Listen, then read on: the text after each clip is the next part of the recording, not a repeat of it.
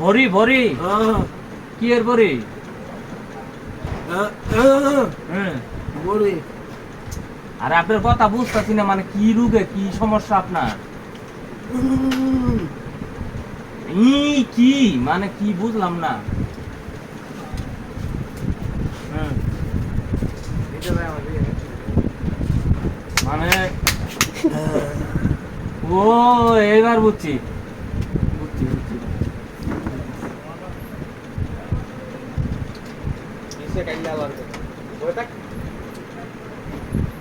চারোটা নিয়ে যান গা, এনতে আছে না, এনতে এই দুইটা খায়া এক গ্লাস গরম দুধ খাবেন, ঠিক আছে?